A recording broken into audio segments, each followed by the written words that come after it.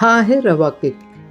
विना ओव्हन बनवलेला अतिशय स्पॉन्जी असा रवा केक. तर तुम्ही पाहू शकता किती छान झाला आहे, भरपूर फुलला आहे. चला आज आपण याचीच रेसिपी पाहणार आहोत. तर साईडने पहा, दाबला तरी पूर्ववत होतो. अगदी मस्त गुबगुबीत झालं आहे. नमस्कार, माय महाराष्ट्रीयन किचनमध्ये आपले सगळ्यांचे मनापासून स्वागत. तर पाहूया यासाठी काय काय साहित्य घेतलं आहे ते. मेजरमेंट कपने घेतला आहे 1 कप रवा, हा बारीक रवा आहे. त्यानंतर घेतली 1 कप पिठी साखर, अर्धी वाटी लोणी, हे लोणी फ्रेश लोणी आहे. हे घेतले आहे बेकिंग पावडर, यातली 1 टेबलस्पून बेकिंग पावडर आपल्याला वापरायची आहे. व्हॅनिला इसेन्स, यातला 1/4 TSP व्हॅनिला इसेन्स वापरायचे. हे घेतलेले आहे टुटी फ्रुटी, 1 लिंबाचा रस घेतला आहे. तेल घेतले आहे, यातले 2 टेबलस्पून तेल आपण वापरणार आहोत. त्यानंतर 1 कप दूध घेतले आहे आणि ही घेतली आहे 2 अंडी. तर सर्वप्रथम आपण ज्या भांड्यामध्ये केक बनवणार आहोत त्या भांड्याला ग्रीसिंग करून घ्यायचे आहे.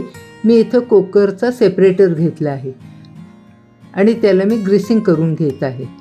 सर्व बाजूने आणि साईडलाही उभ्या बाजूने ग्रीसिंग करून घ्यायचे आहे. आता सर्व बाजूने ग्रीसिंग करून झालेले आहे, साईडलाही ग्रीसिंग करून घेतलेले आहे. यामध्ये आपल्याला घालायचं आहे पेपर. आता मी इथे माझ्याकडे बटर पेपर नव्हता, त्यामुळे मी साधाच पांढरा स्वच्छ पेपर वापरला आहे. याने सुद्धा केक अगदी छान सुटतो, सर्व बाजूने केक अगदी मस्त निघतो. तर आता खाली पेपर घातलाय, याच्यावरही वरून ग्रीसिंग करून घेऊयात आणि साईडलाही पेपर लावून घेऊया. तर तुम्ही पहा मी कसा पेपर लावला आहे ते, त्यामुळे केक आपल्या साईडच्या बाजूने चिटकून बसत नाही आणि छान निघतो. तर आपल्याला ज्या भांड्यामध्ये केक बनवायचा आहे त्याची तयारी झाली आहे. हे भांडे आता आपण बाजूला ठेवू. आता आपण ज्या कढईमध्ये केक बेक करणार आहोत ती कढई प्रीहीट करून घेऊयात. तर आपली तयारी होईपर्यंत ही कढई चांगली प्रीहीट होईल. गॅस अगदी मंद ठेवला आहे आणि कढई प्रीहीटसाठी ठेवली आहे. तर आपण या भांड्यामध्ये बॅटर तयार करणार आहोत. तर घालूया याच्यामध्ये 1 कप बारीक रवा. त्यानंतर या रव्यामध्ये घालू दूध. हे 1 कप दूध आहे. थोडेसे दूध नंतर घालूया. पहिले फेटून घेऊ आणि मग लागेल तसे दूध याच्यामध्ये घालूया. तर आता हे घट्ट झाले. उरलेले सर्व दूध आता मी याच्यामध्ये घालत आहे. हे पुन्हा हलवून घेऊ आणि याच्यावर झाकण ठेवून बाजूला ठेवून देऊ. 10 मिनिटे हे आता आपण असेच ठेवून देऊ. तोपर्यंत आपण पुढची तयारी करून घेऊ. येथे आता दुसरा बाउल घेतला आहे आणि त्यामध्ये ही पिठी साखर मी घातली आहे. याबरोबरच याच्यामध्ये घालायचे आहे लोणी. हे लोणी घातल्यानंतर आपल्याला हे चांगले फेटून घ्यायचे आहे.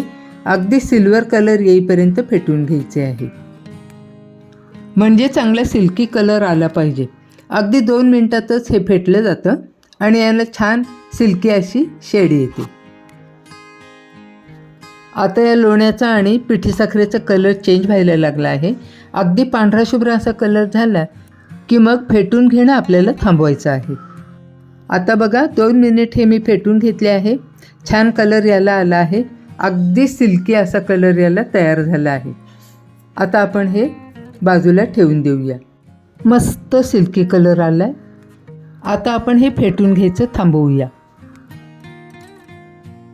आता आपण ही जी 2 अंडी घेतली आहेत ती फेटून घेऊया.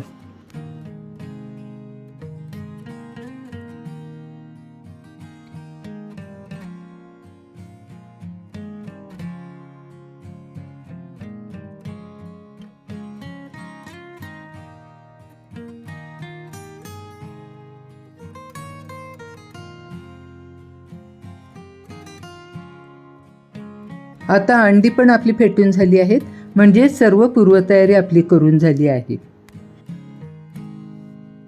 सुरुवातीला आपण रव्यामध्ये दूध घालून ठेवलं होतं, ते दूध पहा सगळं रव्यामध्ये ॲब्झॉर्ब झालेलं आहे आणि रवा अगदी घट्ट झालेला आहे. तर तो चांगला एकदा हलवून घेऊया. तर आता आपण याच्यामध्ये बाकीचे जिन्नस घालूयात जे आपण आधी सर्व तयार करून ठेवले आहेत.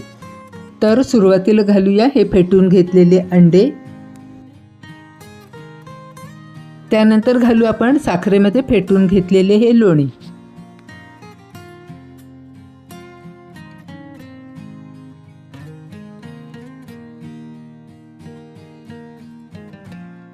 हे सर्व आता चांगले मिक्स करून घेऊ. हे चांगले फेटून घ्यायचे आहे.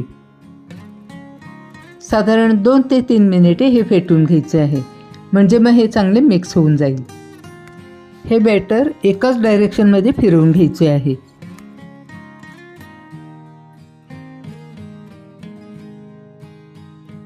तर आता हे छान फेटून झाले आहे. याच्यामध्ये घालूयात लिंबाचा रस,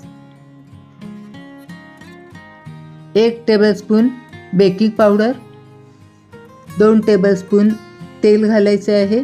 तुम्ही कोणतेही तेल वापरू शकता. त्यानंतर हे सर्व चांगले मिक्स करून घ्यायचे आहे.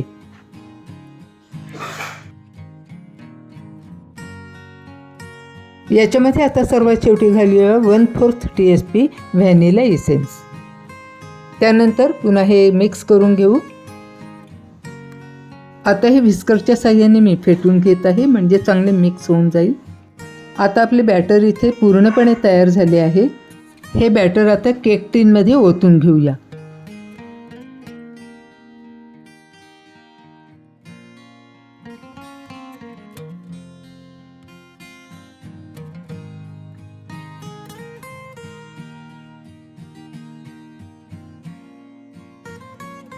हे आता टॅप करून घेऊया 2दा. केक सजवण्यासाठी वरून घालूया ही टूटी फ्रुटी.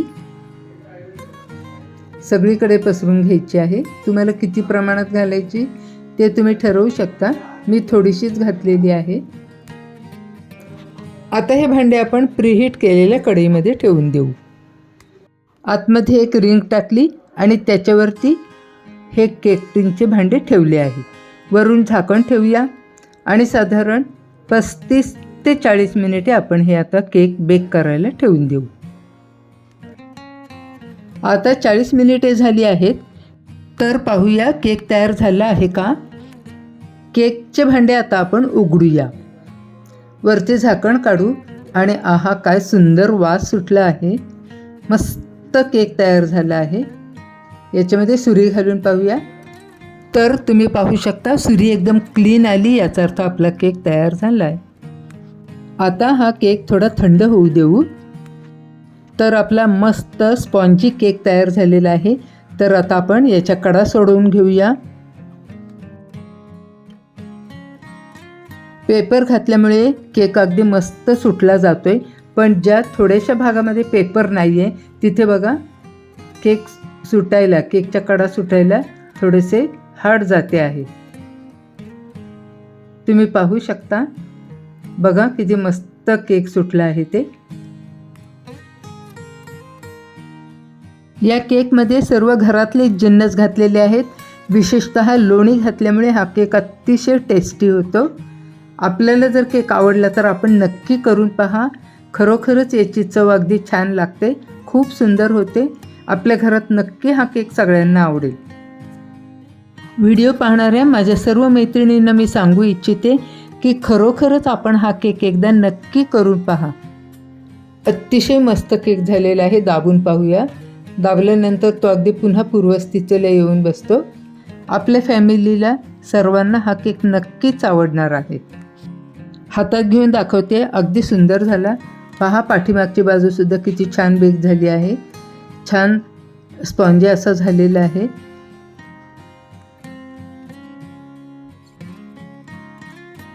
आता आपण केक कट करून पाहूया.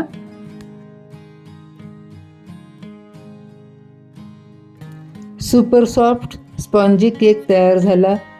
लहान मुलांना डब्यात देऊ शकता, सकाळी ब्रेकफास्टमध्ये घेऊ शकता, टिफिनलाही नेऊ शकता, लहान मुलांना शाळेत डब्याबरोबर पाठवू शकता. बघा किती सुंदर कलर आला आहे. छान मस्त बेक झालं आहे. चवीला म्हणाल तर अगदी अप्रतिम लागतो. खूप छान होतो. आवडली असेल रेसिपी तर तुम्ही नक्की एकदा करून पहा. चॅनलवर नवीन असाल तर सबस्क्राईब करा. रेसिपी आवडली असेल तर लाईक करा, कॉमेंट्स करा.